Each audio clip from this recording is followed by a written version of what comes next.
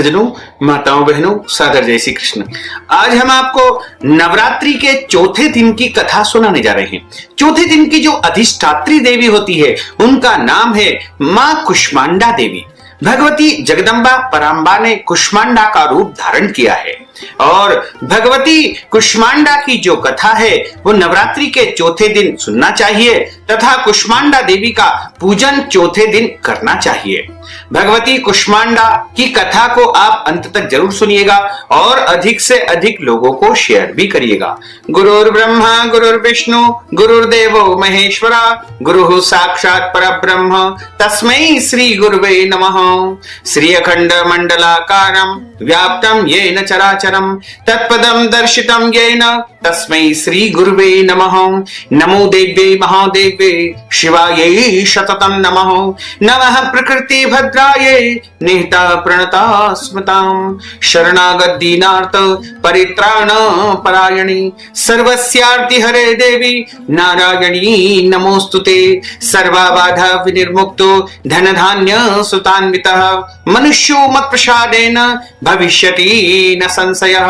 सर्वबाधा प्रशमनं त्रैलोक्यस्याखिलेश्वरी एवमेव त्वया कार्य मस्मद्वैरी विनाशनम मस्मद्वैरी विनाशनम।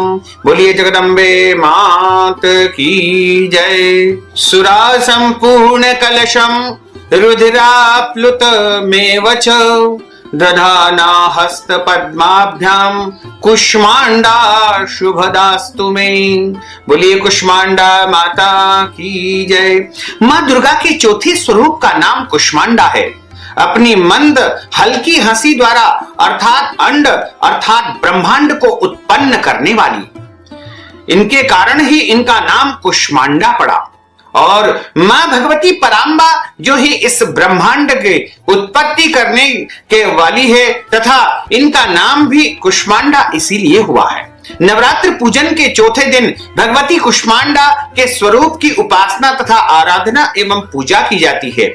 इस दिन साधक का मन अनाहत चक्र में अवस्थित होता है, अतः पवित्र मन से पूजा उपासना भगवती कुष्मांडा की करनी चाहिए। मां की उपासना मनुष्य को सहज भाव से भव सागर से पार उतारने के लिए सर्वाधिक सुगम और श्रेयस्कर मार्ग है। मां कुष्मांडा की उपासना मनुष्य को आदि व्याधियों से सर्वदा विमुक्त करके उसे सुख समृद्धि और उन्नति की ओर ले जाने वाली होती है। अतः अपनी लौकिक और पारलौकिक उन्नति चाहने वाले को मां कुष्मांडा की आराधना में तत्पर रहना चाहिए। चौथे दिन जिस प्रकार आप भगवती की पूजा करते हैं उसी प्रकार आप पूजन अर्चन करें तथा इनको मालपुए का भोग लगाना चाहिए। कुष्मांडा देवी को मालपुआ अत्यधिक प्रिय होता है और कुष्मांडा देवी का पूजन करने से मनुष्य स्वस्थ रहता है, सुखी रहता है, उसके घर में संपन्नता आती है तथा उसे कर्ज से भी मुक्ति प्राप्त हो जाती है। अतः भगवती कुष्मांडा का पूजन अर्चन प्रत्येक मनुष्य को अवश्य ही करना चाहिए तथा भगवती कुष्मांडा का जो मंत्र है वह इस प्रकार है। ओम ह्रीं देव्यै नमः, ओम ह्रीं देव्यै नमः, ओम ह्रीं देव्यै नमः। इस महामंत्र का जाप यदि आप करेंगे तो भगवती कुष्मांडा अत्यधिक प्रसन्न होगी तथा आपको जो है मनचाहा वरदान शीघ्र ही प्रदान कर देगी। अब हम आपको श्री दुर्गा सप्तशती के 5वें अध्याय की कथा सुनाने जा रहे हैं। ऋषि बोले कि प्राचीन समय में शुंभ निशुंभ दोनों असुरों ने बल के मद में आकर के इंद्र का त्रिलोकी का राज्य और यज्ञों के भाग छीन लिए थे। उन्हीं दोनों ने सूर्य चंद्रमा कुबेर यम वरुण का अधिकार प्राप्त कर लिया था। वायु एवं अग्नि का काम वे ही करने लगे थे। देवताओं को अपमानित करके पराजित करके एवं राज्य भ्रष्ट करके उन्होंने स्वर्ग से निकाल दिया था। जिनके अधिकार उन दोनों असुरों ने छीन लिए थे वे सभी पराजित देवता अपराजिता देवी का स्मरण करने लगे। उस देवी ने तो हमें वर दिया है कि आपत्ति काल में मेरा स्मरण करने पर तुम्हारे महान संकट तत्क्षण में दूर कर दूंगी। यही वरदान का विचार करके पर्वतराज हिमालय पर सभी देवता पहुंचे। वहां भगवती की स्तुति करते हुए देवता बोले कि देवी एवं महादेवी को बारंबार नमस्कार है, शिवा को सदा नमस्कार है, प्रकृति भद्रा को नमस्कार है। हम नियम उस भगवती को प्रणाम करते हैं, रुद्र रूपा को नमस्कार करते हैं, नित्य स्वरूप गौरी एवं धात्री को बारंबार हम नमस्कार करते हैं, ज्योत्सना रूपिणी चंद्र स्वरूपा एवं सुखमयी देवी को हम निरंतर प्रणाम करते हैं और प्रणाम करने वालों की उन्नति करने वाली सिद्धि स्वरूपा को बारंबार नमस्कार है। दैत्यों की लक्ष्मी, राज्य लक्ष्मी, शिव शंकर पत्नी माता जी को बारंबार नमस्कार है। दुर्गा संकट से पार कराने वाली दुर्ग पारा, सार रूपा सारा, सर्वकारिणी ख्याति कृष्णा धूम्रा देवी को निरंतर नमस्कार करते हैं। अत्यंत सुंदर एवं अत्यंत भयंकर रूप उस देवी को बारंबार हम प्रणाम करते हैं। जगत की प्रतिष्ठा रूपा कृति देवी को बारंबार नमस्कार करते हैं। जो देवी सभी प्राणियों में चेतना कही जाती है उनको हम बारंबार नमस्कार करते हैं। जो देवी सभी प्राणियों में निद्रा रूप से कही गई है उन्हें भी हम बारंबार प्रणाम करते हैं, नमस्कार करते हैं। जो देवी सभी जंतुओं में क्षुधा रूप में स्थित है उन्हें भी हम नमस्कार करते हैं, उन्हें बारंबार प्रणाम करते हैं। जो देवी सभी प्राणियों में क्षमा, शक्ति, तृष्णा रूप में स्थित है उन्हें नमस्कार है, उन्हें नमस्कार है, उन्हें बारंबार नमस्कार है। जो देवी सब प्राणियों में लज्जा, शांति और श्रद्धा रूप में स्थित है उन्हें बारंबार नमस्कार है, उन्हें बारंबार नमस्कार है, उन्हें बारंबार नमस्कार है। जो देवी सभी प्राणियों में कांति रूप में स्थित है उन्हें बारंबार नमस्कार है, उन्हें बारंबार नमस्कार है, उन्हें बारंबार नमस्कार है। जो देवी सभी प्राणियों में भ्रांति, कांति और लक्ष्मी रूप में स्थित है उन्हें बारंबार नमस्कार है, उन्हें बारंबार नमस्कार है, उन्हें बारंबार नमस्कार है। जो देवी जीव मात्र में वृत्ति रूप में स्थित है उन्हें नमस्कार है, उन्हें नमस्कार है, उन्हें बारंबार नमस्कार है। जो देवी समस्त जीव मात्र में स्मृति रूप में स्थित है उन्हें नमस्कार है, उन्हें नमस्कार है, उन्हें बारंबार नमस्कार है। जो देवी समस्त जीव मात्र में तुष्टि रूप में स्थित है उन्हें नमस्कार है, उन्हें नमस्कार है, उनको बारंबार नमस्कार है। जो देवी समस्त जीव मात्र में माता रूप में स्थित है उनको नमस्कार है, उनको नमस्कार है, उनको बारंबार नमस्कार है। जो देवी समस्त जीव मात्र में भ्रांति रूप में स्थित है उनको नमस्कार है, उनको नमस्कार है, उनको बारंबार नमस्कार है। जो देवी समस्त इंद्रियों द्वारा संपूर्ण जीव मात्र की अधिष्ठात्री है और समस्त जीव मात्र में निरंतर व्याप्त रहती है उनको बारंबार नमस्कार है, उनको नमस्कार है। जो देवी इस सारे जगत में व्याप्त होकर के चैतन्य रूप में स्थित है उन्हें नमस्कार है, उन्हें नमस्कार है, उन्हें बारंबार नमस्कार है। प्राचीन काल में अपने मनोरथों की सिद्धि के लिए देवताओं ने जिस देवी की स्तुति की, इसी प्रकार कई दिनों तक सुरपति इंद्र जिनकी सेवा करते रहे, वह मंगल स्वरूपा परमेश्वरी हमारा मंगल करे, हमारा कल्याण करे और हमारी समस्त आपत्तियों को, विपत्तियों को दूर करे। दुष्ट दैत्यों से संतापित एवं संपूर्ण देवता जिस भगवती ईश्वरी को नमस्कार करते हैं और भक्ति पूर्वक नम्रता के स्वरूप मनुष्यों द्वारा स्मरण किए जाने पर उनकी विपत्तियों का नाश कर देती है, वह हमारी भी समस्त विपत्तियों को दूर करे। ऋषि बोले कि हे राजन, सभी देवता जब इस प्रकार भगवती पराम्बा अंबा की स्तुति कर रहे थे उस समय श्री गंगा जी के जल में स्नान करने के लिए श्री पार्वती जी वहां पर आई और उस सुंदर भौं वाली पार्वती जी ने देवताओं से पूछा कि तुम लोग किसकी स्तुति कर रहे हो। तब उनके शरीर कोश से प्रकट होकर के शिवा बोली कि ये देवता तो शुंभ दैत्य के सताए हुए एवं संग्राम में निशुंभ से पराजित किए हुए मिलकर के मेरी ही स्तुति कर रहे हैं। श्री पार्वती जी के शरीर कोश से श्री अंबिका जी का प्रागट्य हुआ, इसी कारण सारे संसार में यह कौशिकी नाम से विख्यात हुई। इस प्रकार जब कौशिकी देवी प्रकट हुई तब श्री पार्वती जी रूप में काली हो गई, अतः हिमालय में रहने वाली काली का नाम से विख्यात हुई। उसके बाद शुंभ निशुंभ के सेवक चंड एवं मुंड ने वहां आकर के उस अंबिका देवी को देखा जो उस समय परम सुंदर रूप को धारण कर रही थी। उन दोनों ने शुंभ दैत्य को जाकर के कहा कि हिमालय को अपनी कांति से प्रकाशित करती हुई एवं परम सुंदरी स्त्री वहां पर बैठी है, वैसा उत्तम परम सुंदर रूप किसी ने भी कहीं नहीं देखा होगा। है असुरराज, वह देवी कौन होगी, इस बात का आप ही पता लगाइए और उसे आप ग्रहण कीजिए। वह स्त्री क्या है, रत्न है, उसको तो सभी अंग बड़े मनोहर और सुंदर है, अपनी दिव्य कांति से दिशाओं को प्रकाशित कर रही है। हे दैत्येंद्र, वह तो बैठी हुई है, आप जाकर उसे देख सकते हैं। हे प्रभु, जैसे भी आप उसे ग्रहण कीजिए। ऋषि बोले। तब चंड मुंड के वचन को सुन करके शुंभ ने महाअसुर सुग्रीव को दूत बना करके देवी के पास अपना संदेश लेकर के भेजा और कहा कि तुम मेरी ओर से उससे इस प्रकार से कहना, इस प्रकार का उपाय करना जिससे वह प्रसन्न होकर के अत्यंत शीघ्रता से यहाँ पर चली आए। यह सुन करके दैत्य पर्वत के उस प्रदेश में जा पहुंचा जो कि अत्यंत सुंदर था। वहां पर देवी बैठी हुई है। वहां जाकर उसने देवी से मधुर वाणी द्वारा कोमल वचन कहे। दूत बोला कि हे देवी, दैत्यों का स्वामी शुंभ तीनों लोकों में परमेश्वर है। मैं उसका दूत बन करके यहाँ आया हूँ। आपके पास उसने ही मुझे भेजा है। मैं वहां जो उसकी आज्ञा का न मानता तो उसे परास्त कर देता हूँ। उसने सभी देवता परास्त कर दिए हैं। अब आपके लिए जो संदेश है वह आप कृपा करके सुनिए। उसने कहा कि सारी त्रिलोकी मेरी हो चुकी है, सभी देवता मेरे अधीन है, सभी यज्ञ भाग पृथक पृथक करके मैं ही प्राप्त कर रहा हूँ। त्रिलोकी भर के उत्तम सभी रत्न मेरे अधीन हो चुके हैं। इंद्र के श्रेष्ठ वाहन ऐरावत हाथी को मैंने छीन लिया है। देवताओं ने क्षीर समुद्र से उत्पन्न उच्चैःश्रवा नामक अश्वरत्न प्रणाम करके मुझे भेंट कर दिया है तथा और भी जितने देव गंधर्व एवं नागों के पास रत्न रूप वस्तुएं थी वह सब है सुंदरी मेरे को प्राप्त हो चुकी है। हे देवी, अब तुमको स्त्रियों में एक रत्न मान रहे हैं, इस कारण अब आपको भी हमारे पास आ जाना चाहिए क्योंकि हम तो रत्नों के भोक्ता है।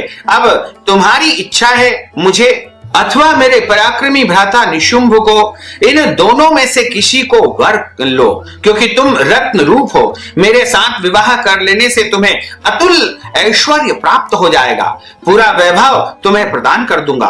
वह अपनी बुद्धि के द्वारा सोच लो और अपना विवाह हमारे साथ में कर लो। ऋषि बोले कि जब इस प्रकार दूत ने देवी से कहा तब वह जगत को धारण करने वाली भगवती देवी जी गंभीर होकर के मंद मुस्कान करके बोली कि हे दूत, तुमने जो कुछ कहा है वह सत्य है, मिथ्या कुछ भी नहीं है। इसमें संदेह नहीं है कि तुम जो है उनके दूत बन करके आए हो और शुंभ त्रिलोकी का स्वामी है और निशुंभ भी वैसा ही है, किंतु मैंने प्रतिज्ञा की हुई है, उसे किस प्रकार से मिथ्या करूं। प्रतिज्ञा इस प्रकार है कि जो मुझे युद्ध में जीत लेगा एवं मेरा अभिमान तोड़ देगा और संसार में मेरे समान बलधारी हो वह मेरा भर्ता हो जाएगा, उसे मैं पति के रूप में स्वीकार कर लूंगी।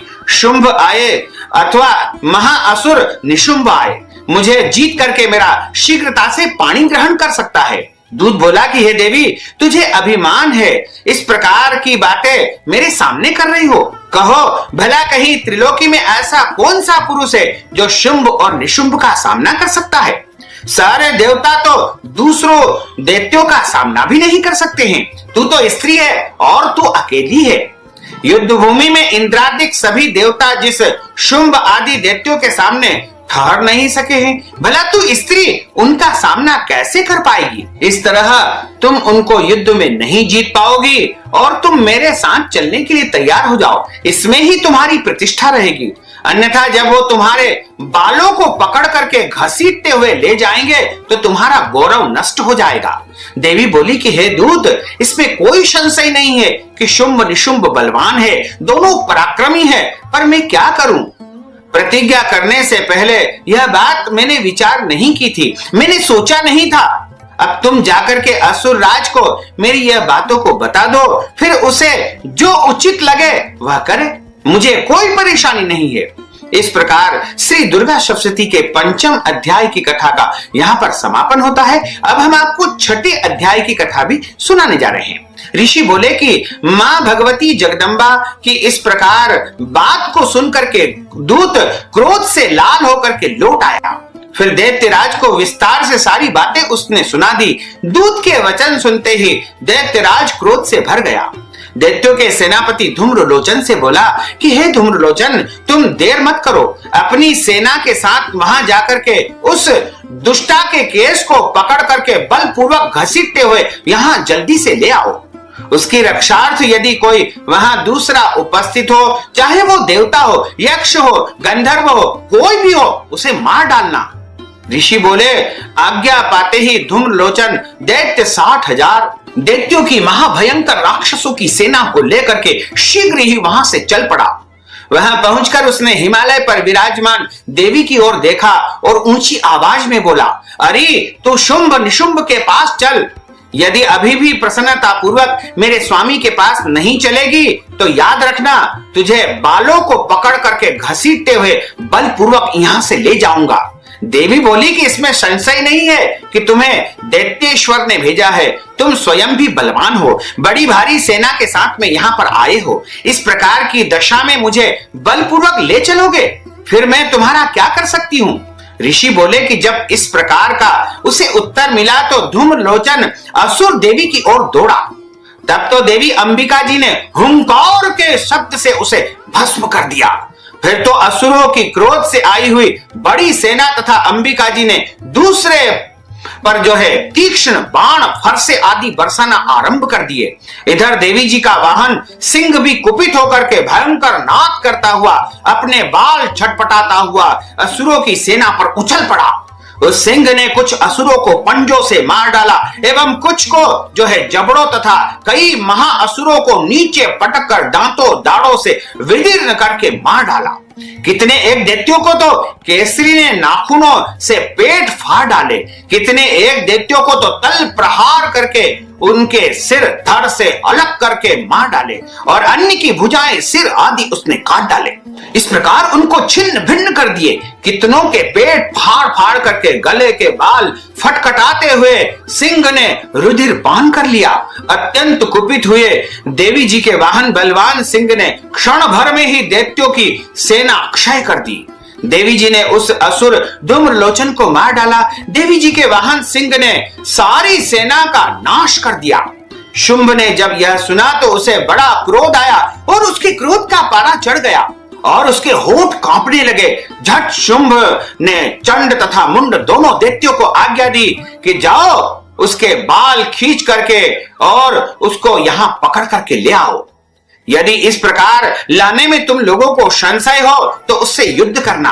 सभी प्रकार के अस्त्रों शस्त्रों से सारे असुर मिलकर के उसे मार डालो। उस दुष्ट के मर जाने पर, सिंह के भी मर जाने पर जिस दिशा में भी अंबिका पड़ी हो उसे बांध करके अपने साथ शीघ्र लौट करके यहाँ पर आना। इस प्रकार नवरात्रि की चौथे दिन की कथा का यहाँ पर समापन होता है। बोलिए जगदम्बे मात की जय। अच्युतम केशवम राम नारायणम कृष्ण दामोदरम वासुदेवम हरे श्रीधरम माधवम गोपिका वल्लभम श्री जानकी नायकम श्री रामचंद्रम भजे। जानकी मनोहरम सर्वलोक नायकम श्री शंकरादि सेवितम पुण्य नाम कीर्तनम श्री राम राम राम राम राम नाम तायकम। रामा कृष्ण वासुदेवा भक्ति मुक्तिदायकम। रामा कृष्ण वासुदेवा भक्ति मुक्तिदायकम। रामा कृष्ण वासुदेवा भक्ति मुक्तिदायकम। बोलिए जगदम्बे मात की जय।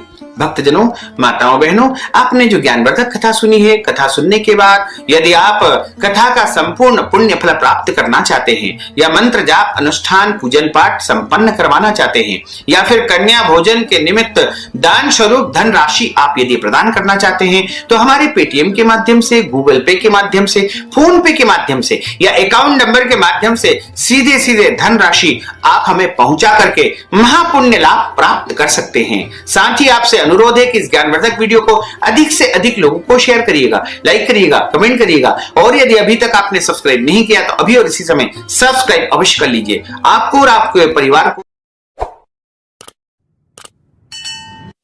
भक्तजनों, माताओं बहनों, सादर जय श्री कृष्ण।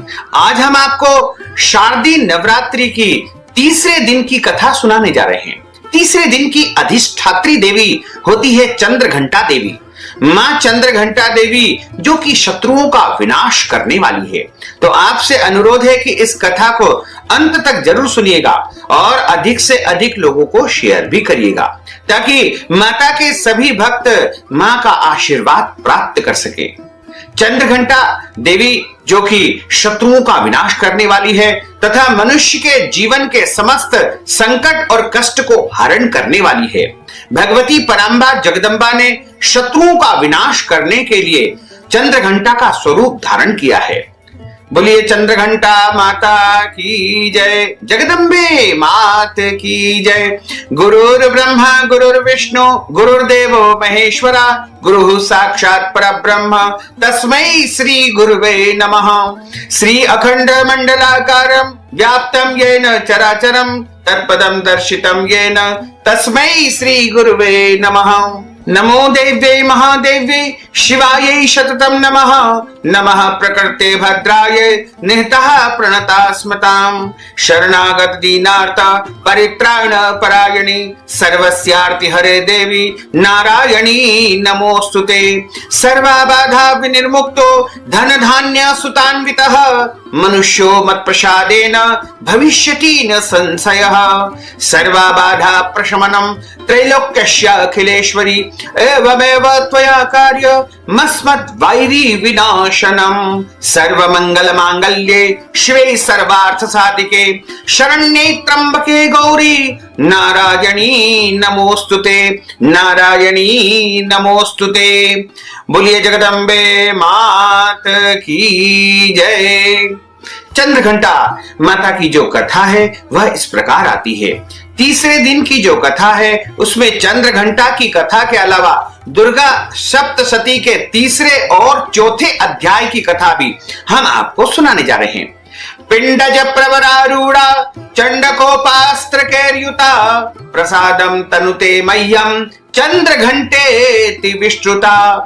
मां जगदम्बा परांबा भगवती की तीसरी शक्ति का नाम चंद्र घंटा है। नवरात्रि उपासना में तीसरे दिन इन्हीं के श्री विग्रह का आराधन तथा पूजन अर्चन किया जाता है। इनका यह स्वरूप परम शांतिदायक है और कल्याणकारी है। संसार के कल्याण के लिए ही भगवती परांबा ने चंद्र घंटा का स्वरूप धारण किया है। इनके मस्तक में घंटे के आकार का अर्ध चंद्र है, इसी कारण इन्हें चंद्र घंटा के नाम से जाना जाता है। इनके शरीर का रंग स्वर्ण के समान कांति वाला है तथा इनका वाहन सिंह है। जब देवताओं के ऊपर भारी कष्ट आया था तो उनके कष्ट और संकट को हरण करने के लिए आदि शक्ति परांबा भगवती जगदम्बा ने चंद्र घंटा का स्वरूप धारण किया है। और जो भक्त श्रद्धा से इनकी पूजा करता है तथा इनका स्मरण करता है या इनके मंत्र का जाप करता है उसके जीवन में कभी भी कोई कष्ट और संकट नहीं आते हैं। हमेशा वह स्वस्थ रहता है और शत्रुओं से उसकी रक्षा होती है, रोगों से उसकी रक्षा होती है। भगवती चंद्र घंटा का पूजन हमें पवित्र मन से करना चाहिए तथा कर्म भी हमारा शुद्ध होना चाहिए, मन हमारा शुद्ध होना चाहिए, क्योंकि भगवती आपके मन को देखती है। यदि आपका मन पवित्र होगा, शुद्ध होगा और आपकी भावना शुद्ध होगी तो आपकी भक्ति जो है पवित्र रहेगी और आपकी भक्ति को माता रानी स्वीकार करेगी। तथा माता चंद्र घंटा का पूजन संपूर्ण विधि विधान के अनुसार परिशुद्ध एवं पवित्र होकर के मां चंद्र घंटा की शरणागत होकर के उनकी उपासना तथा आराधना में मनुष्य को तत्पर होना चाहिए। भगवती परांबा चंद्र घंटा की उपासना से हम समस्त सांसारिक कष्टों से विमुक्त होकर के सहज ही परम पद के अधिकारी बन जाते हैं। मां चंद्र घंटा का पूजन आपको जिस प्रकार हम देवी का पूजन करते हैं उसी प्रकार करना चाहिए। सौभाग्य की वस्तुओं को अर्पण करने के बाद में मां चंद्र घंटा को भोग के रूप में दूध का नैवेद्यम इनको लगाना चाहिए। कच्चा दूध आप मां के सामने अर्पण करें तथा इसका भोग लगाएं। यदि आपके पास कच्चा दूध उपलब्ध नहीं है तो आप दूध से बनी मिठाई का भी मां भगवती को नैवेद्यम लगाए तथा इस मिठाई को स्वयं ग्रहण करें और अन्य भक्त जनों को भी प्रसाद के रूप में वितरित करें। इसके बाद यदि आप मां चंद्र घंटा की परम कृपा को प्राप्त करना चाहते हैं तो आपको माता चंद्र घंटा का जो बीज मंत्र है ओम ऐं श्रीं शक्तये नमः, इस मंत्र का आपको जाप करना चाहिए। क्योंकि भगवती पराम्बा जगदम्बा जो होती है वो मंत्रों के जाप से अत्यधिक प्रसन्न होती है। यदि आप बैठ करके जाप नहीं कर सकते हैं तो आप जिस अवस्था में हैं उस अवस्था में पवित्र होकर के मां चंद्रघंटा के इस मंत्र का जाप करें।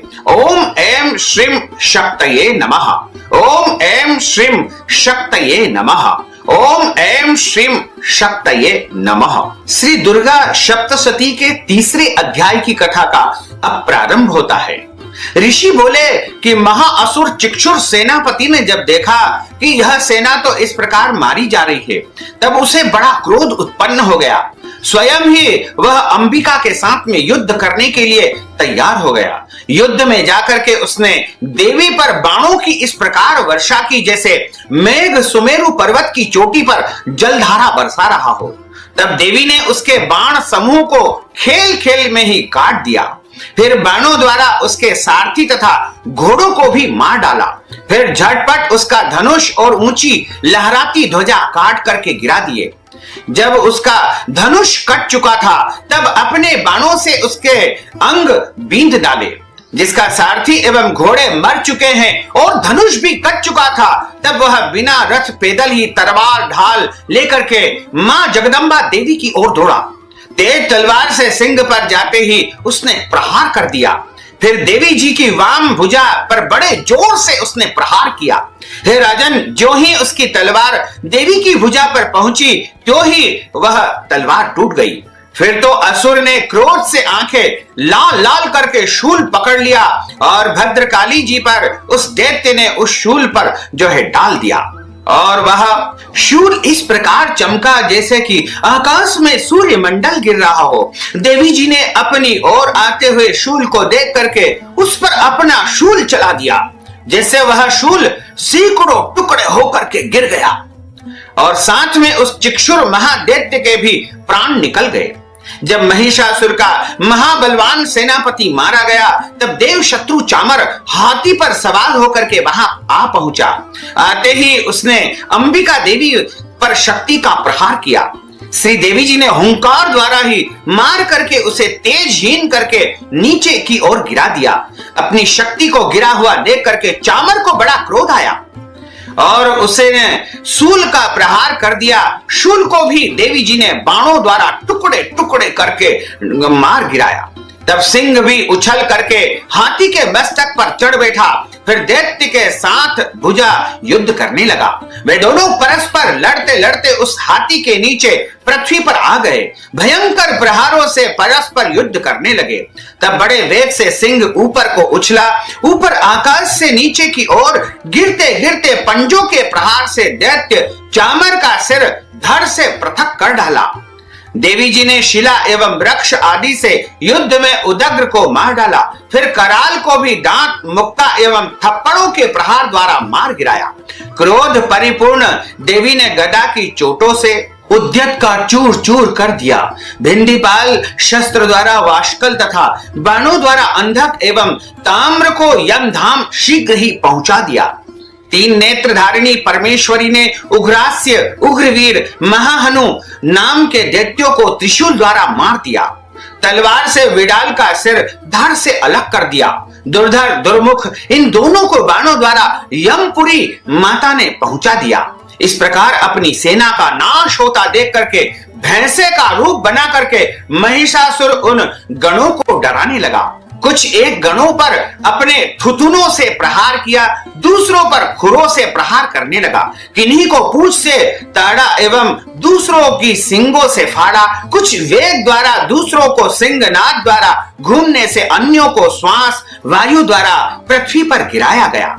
इस प्रकार गण सेना को गिरा करके महिष सिंह की ओर झपटा। जो ही सिंह को मारने लगा तब जगदम्बा को बड़ा क्रोध उत्पन्न हुआ। इधर महापराक्रमी महिष भी क्रोध से पृथ्वी तल को अपने खुरों से खोदने लगा। फिर अपने सिंगों से बड़े बड़े ऊंचे ऊंचे पहाड़ उठा करके फेंकने लगा। साथ में जोर जोर से गर्जना करने लगा। वेग के साथ उसके घूमने पर पृथ्वी क्षुब्ध होकर के फटने लगी। उसने पूंछ से समुद्र पर प्रहार किया, जिससे क्षुब्ध होकर के समुद्र पृथ्वी को चारों ओर से डुबाने लगा। चलायमान होते हुए सिंहों द्वारा भिन्न भिन्न हुए बादल टुकड़े टुकड़े हो गए और उसके श्वासों की कठोर वायु से उड़ते हुए सैकड़ों पर्वत आकाश से गिरने लगे। इस प्रकार क्रोधपूर्ण उस महादैत्य को अपनी ओर आता देख करके चंडिका देवी उसे मारने के लिए क्रोध में आ गई।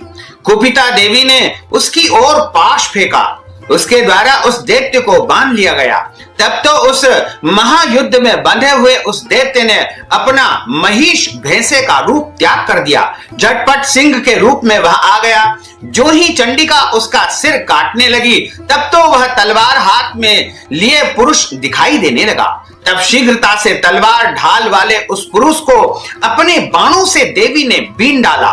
तब वह एक बड़ा हाथी बन गया, अपनी सूंड से उस महान सिंह को खींचा, फिर जोर जोर से गर्जना करने लगा और उसके खींचते समय अपनी खड्ग से देवी ने उसके सूंड को काट दिया। फिर वह महादैत्य भैंसे के रूप में पुनः आ गया।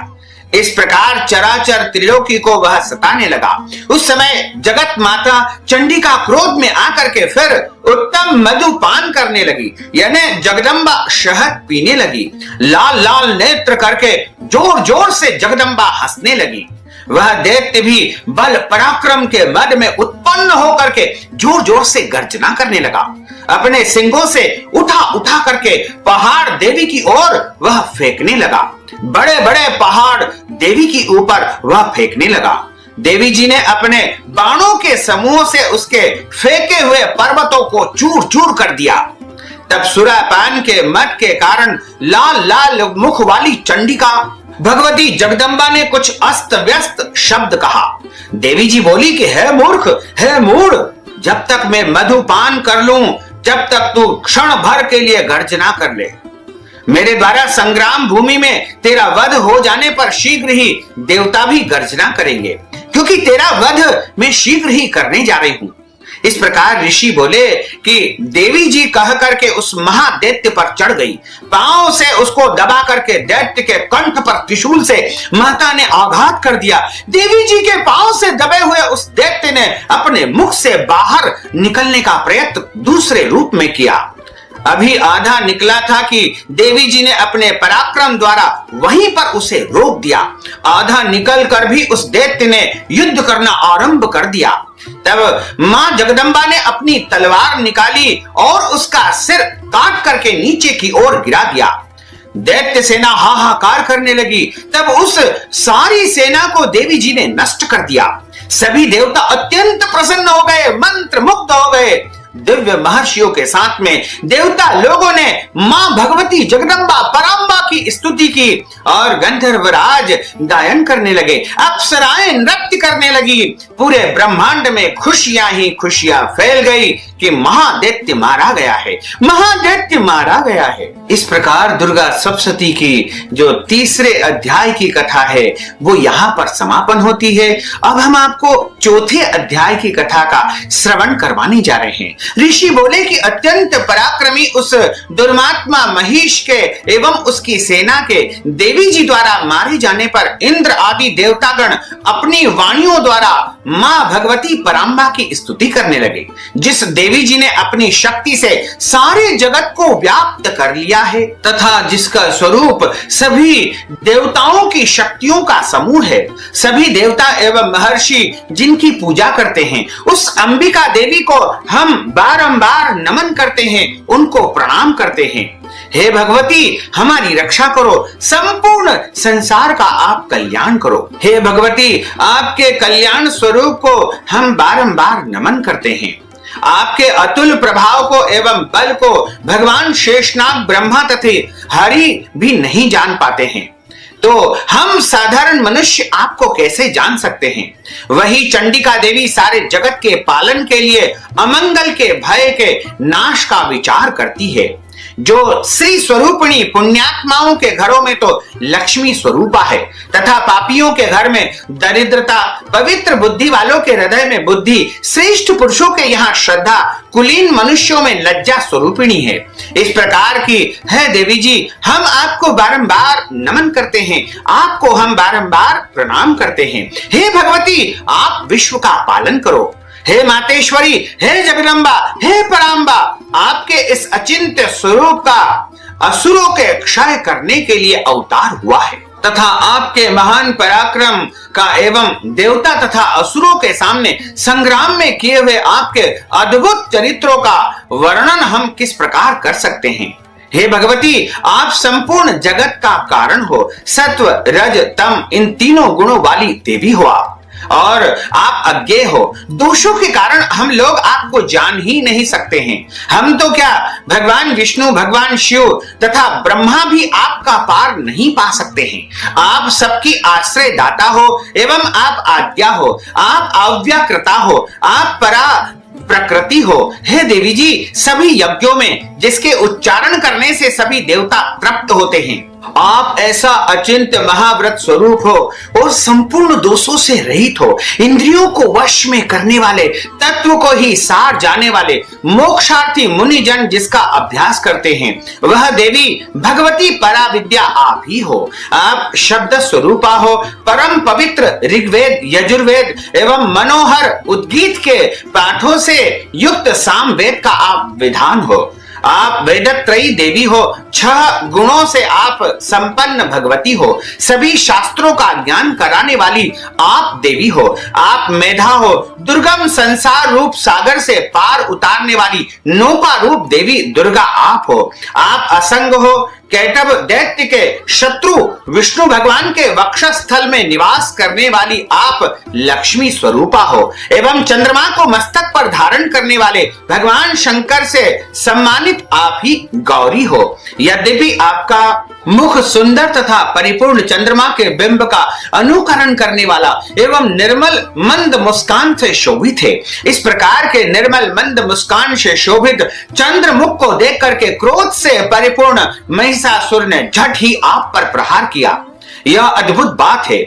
इससे भी अतीत अद्भुत एवं विचित्र बात तो यह है कि जब वह मुख क्रोध युक्त था, उदय होते चंद्रमा की भांति लाल लाल था, तनी हुई भुएं थी, अति विकराल आपकी भुएं थी। ऐसा देखकर भी महिषासुर ने अपने प्राण तुरंत वहीं पर नहीं छोड़ दिए। भला ऐसा कौन सा प्राणी है जो क्रोधी यमराज को देखकर भी जीवित रह सके।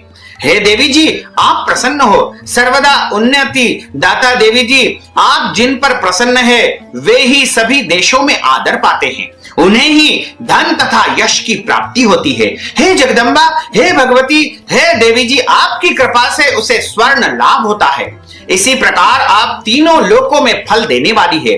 आपसे बढ़कर के इस ब्रह्मांड में कोई और है ही नहीं है। सबके लिए उपकार करने वाली हो। आप सर्वदा दयामयी हो। इन राक्षसों के वध करने से जगत सुखी होता है। ये राक्षस सभी नरक के लिए चिरकाल तक भले ही पाप करते रहे हो। संग्राम में इनका वध आपने इसलिए किया कि मुझसे मारे हुए यह स्वर्ग में चले जाए। यही मन में रख करके हे देवी जी, आप पापियों का वध करती हो। अब असुरों को केवल देखने मात्र से भस्म क्यों नहीं करती हो? शत्रुओं पर शस्त्रों का प्रहार क्यों कर दिया करती हो? इसका क्या कारण है? क्योंकि आप जिस शत्रु को देख लेती हो, देखने मात्र से ही भस्म हो जाता है। क्योंकि शत्रुगण मेरे शत्रुओं से परम पवित्र होकर के उत्तम लोकों में पहुंचे, ऐसा आप विचार करती हो। इस प्रकार आपके यह विचार अत्युत्तम है। आपका शील स्वभाव दुराचारियों के दुष्ट स्वभाव को निवृत्त करने वाला है और आपका रूप अनित्य है और अचिंत्य है। उसकी अन्य किसी के साथ में तुलना ही नहीं हो सकती है। आपका पराक्रम तो देवताओं के पराक्रम को नाश करने वाले, दैत्यों का नाश करने वाले हैं। इस प्रकार आप शत्रुओं पर भी दया करती हो और आपके पराक्रम की तुलना किसी और से नहीं कर सकते हैं और अन्य कोई भी ऐसा देवता या दानव है ही नहीं है जो आपके पराक्रम की बराबरी कर सके। आपके रूप भी मनोहर है, परंतु शत्रुओं को भयदायक है। और हे वरदायिनी, त्रिलोकी भर में यह आप में ही दिखाई देता है। हे देवी जी, हे जगदम्बा, शत्रुओं का नाश करने वाली इस संसार में जो है त्रिलोकी में आप संपूर्ण ब्रह्मांड में रक्षा करने वाली हो और संग्राम भूमि में उन दैत्यों का विनाश करके उन्हें स्वर्ग में आप पहुंचा देती हो और हमारा भय वहीं पर आपने दूर कर दिया है। कि हम उन्मत्त होकर के दानव हमें डराया करते थे। हे माता, आपको बारंबार प्रणाम करते हैं, आपको बारंबार हम नमस्कार करते हैं। हे देवी, हमारी त्रिशूल से आप रक्षा करें। हे अंबिके, खड्ग द्वारा हमारी रक्षा करें एवं घंटा के शब्द तथा धनुष के टंकार से भी हमारी रक्षा करें। हे चंडिके, पूर्व पश्चिम दक्षिण दिशा में हमारी रक्षा करें। अपने त्रिशूल को घुमा घुमा करके उत्तर में भी हमारी रक्षा करें।